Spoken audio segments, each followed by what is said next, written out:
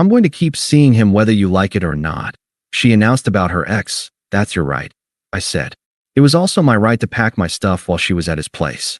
She came home to an empty closet and a text. Good luck with him. Hey viewers, before we move on to the video, please make sure to subscribe to the channel and hit the like button if you want to see more stories like this. Thanks. Throwaway account for obvious reasons. This happened a couple years back, but I've been lurking on here and finally decided to share. It's a long one, but if you've ever been blindsided by someone you trusted, stick around. I met Sarah back in college, about 8 years ago. We were both studying business, me focusing on finance, her on marketing. She was ambitious, full of ideas, and I loved that about her. I was the steady one, the guy who planned ahead, saved money, and made sure things ran smooth. We clicked because opposites attract, right? Or so I thought. After graduation, things got real. I landed a solid job at a mid-sized investment firm in our city, pulling in decent pay but nothing flashy. Sarah struggled more. Her first gig fell through. Then she bounced between freelance stuff and temp roles. I didn't mind stepping up. I covered most of the rent on our apartment so she could focus on building her portfolio. Remember those late nights? I'd come home from a 12-hour day, and she'd be stressed about a pitch or a client ghosting her. I'd make dinner, listen to her vent, and remind her she was talented. We've got this, I'd say. And we did, for a while. I sacrificed a lot without making a big deal about it. There was that promotion I turned down because it involved relocating, and I didn't want to uproot her when she was finally getting traction. Family trips? I skipped a few to help pay off her student loans faster.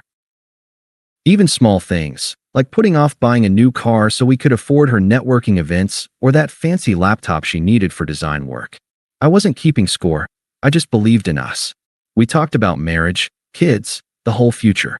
She wore this promise ring I gave her, and we'd joke about upgrading it someday. But cracks started showing about 2 years ago. Sarah reconnected with her ex, Mike, through some mutual friends on social media. At first, it was innocent, or so she said. Just catching up, she'd tell me when I'd see his name pop up on her phone. Mike was the bad boy type from her high school days. Tattoos, motorcycles, always chasing the next thrill. He'd dumped her back then for someone else, but now he was single again, working as a bartender and DJ on the side. Nothing stable, but apparently that was part of the appeal. It started with emotional stuff. She'd compare us subtly. Mike's so spontaneous, we should try that more. Or she'd post throwback photos with him in group shots, captioning them with inside jokes that made me feel like an outsider. I confronted her once, calmly, over coffee. This feels off, I said. She rolled her eyes. You're being paranoid. It's just nostalgia. But then the late nights out, with friends, increased, and her phone became glued to her hand. I'd wake up to her giggling at texts in the dark. I tried to hold it together. Maybe I was too predictable, too safe. I planned surprise dates, weekend getaways, anything to reignite that spark. But deep down I knew. The disrespect crept in online too. Vague posts about needing excitement or rediscovering old flames. Mutual friends would message me, awkward, saying they saw her out with him. It hurt, man. I'd stare at the ceiling at night, wondering where I went wrong.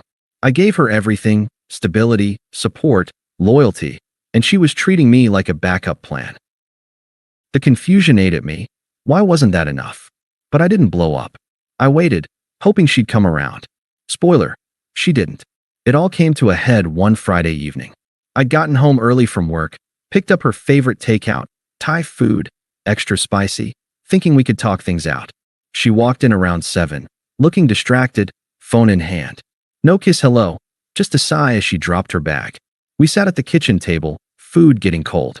I started gentle. Sarah, we need to address this thing with Mike. It's messing with us. She leaned back, crossing her arms, a smirk playing on her lips. Address what? That I'm seeing him again. My stomach dropped. Seeing him? As in, yeah, seeing him. We've been hanging out. More than that, actually. She said it so casually, like discussing the weather. I kept my voice even. You're cheating on me with your ex? She laughed, actually laughed. Cheating? Come on, don't be dramatic. It's not like that. Mike gets me in ways you don't. He's exciting, passionate. With you, it's all routine, work, bills, the same old weekends. I need more than that. I stared at her, the room spinning a bit. We've built a life together. I supported you through everything, your jobs, your dreams. And this is how you repay that. Her eyes narrowed, that smug tone kicking in. Repay? This isn't a transaction. I've been feeling trapped for months. Mike makes me feel alive. He doesn't plan every little thing. He just lives. And honestly, you've been holding me back. I could have pursued bigger opportunities if I wasn't tied down to your stable life. Tied down. I echoed, keeping calm despite the rage building. I turned down promotions for you. Paid your debts. And now I'm the problem. She shrugged, dismissive. See? That's your issue. Always bringing up what you've done, like I owe you. This is about my happiness. I'm going to keep seeing him whether you like it or not. We can try an open thing, or whatever, but I'm not stopping. Her logic twisted like a knife. She painted me as controlling, boring, when all I'd done was commit. An open thing? After 8 years. Why not? People evolve. Mike says life's too short for monogamy bullshit. And frankly, you're not enough for me anymore. I deserve someone who challenges me, not comforts me. I sat there, absorbing it. No tears, no yelling from me. Just the unfairness sinking in, her hypocrisy, acting like her betrayal was self-growth. So that's it. You're choosing him. I'm choosing me, she snapped, standing up. And yeah, him too. I'm heading over there now. We can talk more tomorrow if you want, but don't wait up. She grabbed her keys and left, doors slamming. I didn't chase her. The silence hit hard, the takeout untouched, her promise ring still on the counter where she'd left it months ago. I felt discarded, like trash. Why did she get to rewrite our story as my fault? But I didn't call or text. Instead, I poured a drink and let the confusion wash over me. It was outrageous, undeserved. I'd been loyal to a fault, and she repaid it with smug cruelty. She was gone for hours that night, probably the whole weekend knowing her. I didn't sleep much. Instead, I paced the apartment, replaying everything. Flashbacks hit. The time I drove 3 hours in the rain to pick her up from a failed job interview, consoling her with ice cream. Or when her mom was sick, and I handled all the bills so she could visit family. Sacrifices that meant nothing now. By morning, clarity came. No begging, no confrontation, that wasn't me. If she wanted out, fine. But I wasn't sticking around to be humiliated further. I started packing methodically. Clothes, books, my laptop, anything that was mine. The joint stuff? I'd deal with later. I loaded boxes into my car, changed the locks on a whim, it was my name on the lease anyway, and canceled our shared streaming accounts and gym membership. Petty? Maybe. But it felt like reclaiming control. Around noon, I sat on the empty bed, our bed, and typed a simple text. Good luck with him. Sent. Then I blocked her number, unfollowed her everywhere, and drove to a buddy's place across town. He'd offered his couch anytime, no questions. I crashed there, staring at the ceiling again. The silence was deafening at first. No more her laughter, her complaints, her presence. It hurt, the unfairness of it all. Why did loyal guys like me end up the punchline? But I didn't spiral. Instead, I focused inward. Signed up for therapy the next week. Yeah, I needed to unpack that mess. Picked up running, something I'd neglected. And work?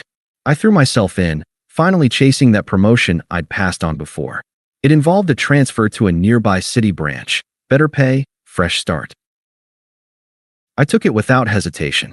Weeks blurred. Mutual friends reached out, confused. What happened? Sarah's freaking out. I kept responses short. We split. Moving on. No details, no drama. She'd come home that night to an empty closet, half the apartment bare, my key on the counter.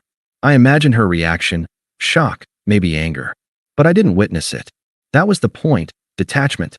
I disappeared from her life as quietly as she'd erased me from hers. No outburst, just dignity. It was my right, after all. Months passed in a blur after I left. I settled into my new city, about an hour's drive from the old one, with the promotion kicking in. Bigger office, better team, and a salary bump that let me rent a decent one-bedroom overlooking a park. Therapy helped unpack the mess Sarah left behind. Turns out, I'd been carrying her emotional weight for years, ignoring my own needs. I started hiking on weekends, joined a local book club, even dated casually a couple times. Nothing serious, but it reminded me I wasn't boring, just reliable. Life felt lighter without the constant drama. I didn't stalk her socials. I'd blocked everything, but word trickled in through mutuals. At first, it was surface stuff, posts about her new chapter with Mike, all smiles and adventure captions. Motorcycle rides, late-night parties, the thrill she craved. But cracks showed quick. One friend mentioned offhand that Mike wasn't as stable as he seemed. Bartending gigs dried up, and he had a gambling habit that ate through cash fast. Sarah, ever the marketer, tried to spin it, helping him with side hustles, posting about building together. But reality hit. About 4 months post-split, the real karma rolled in. I got a call from our old landlord. Yeah, the lease was in my name, but I'd sublet to a coworker after leaving. He mentioned Sarah had been late on rent, begging extensions. Turns out, Mike had convinced her to quit her freelance gigs for a joint venture, some half-baked event planning thing that flopped. They blew through savings on failed launches, and his instability surfaced, yelling matches in public, controlling her phone, isolating her from friends. One mutual confided that Mike had cheated on her already, with a coworker from the bar, but gaslit her into thinking it was her fault for being too needy. She unraveled fast, lost her main client because she missed deadlines amid the chaos. Friends distanced themselves. The truth about her cheating spread, and no one wanted the drama. Her posts shifted from smug to vague cries for help. Tough times build character, or learning who my real friends are.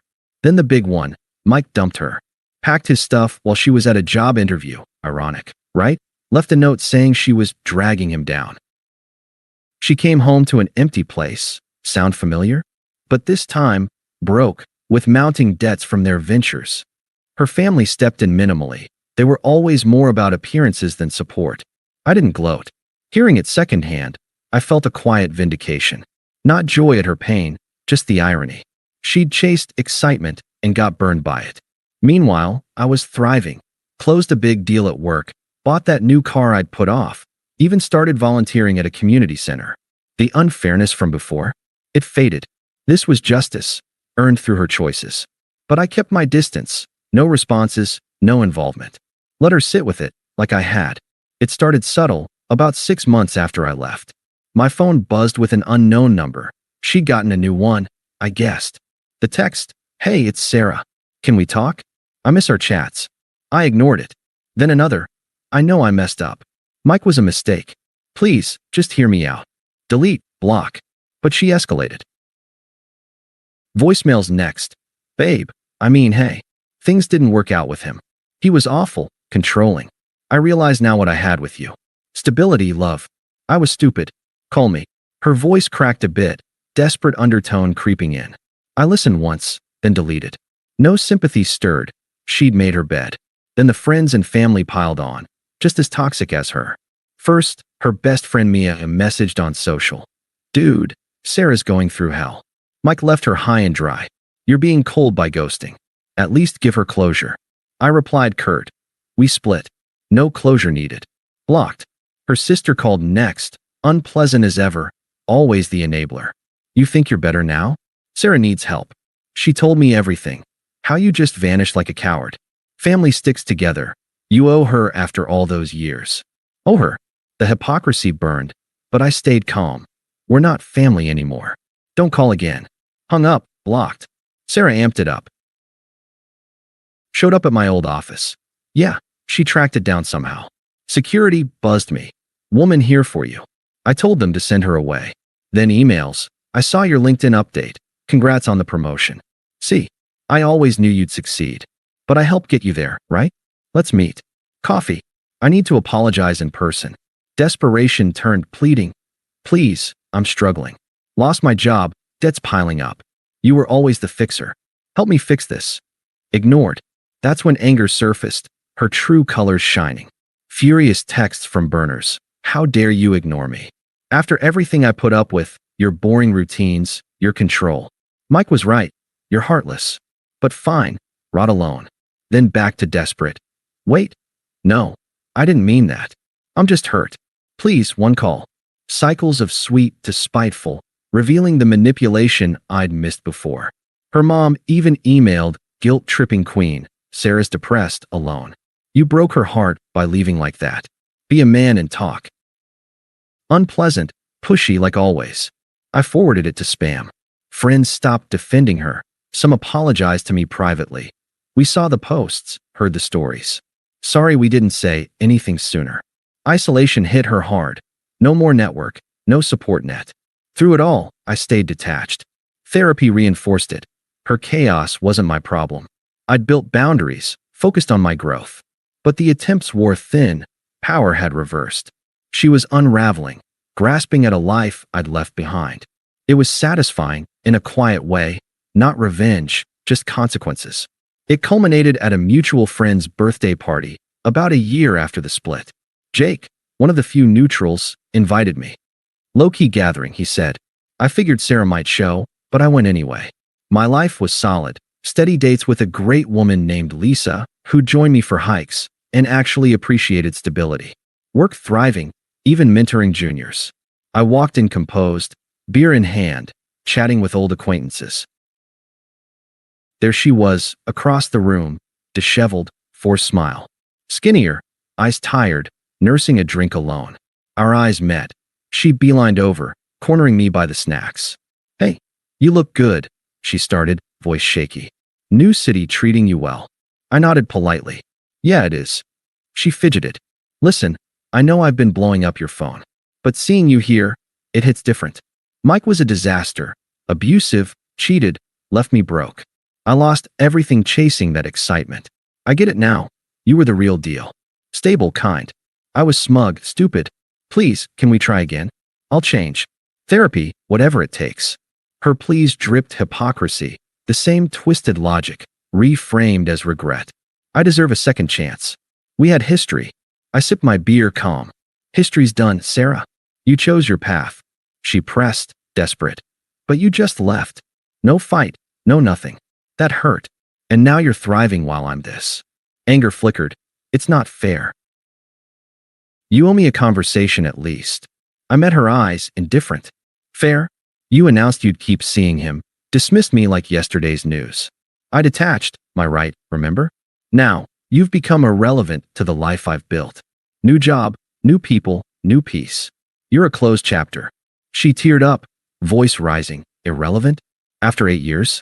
You're cold now, huh? Fine, enjoy your upgrade. But you'll regret this. Power flip was clear, her desperation versus my detachment. Others noticed, whispers starting. I shrugged. No regrets here. Take care of yourself. Turned away, joined Lisa by the fire pit. Sarah hovered a bit, then left early, alone. That night sealed it. No more attempts after, she faded. I blocked the last burners, moved on fully. Emotional freedom hit, confusion gone, dignity intact. Justice served, ironic and complete. Thanks for watching. Make sure to subscribe to the channel and hit the like button. What do you think about this story? Share it in the comments.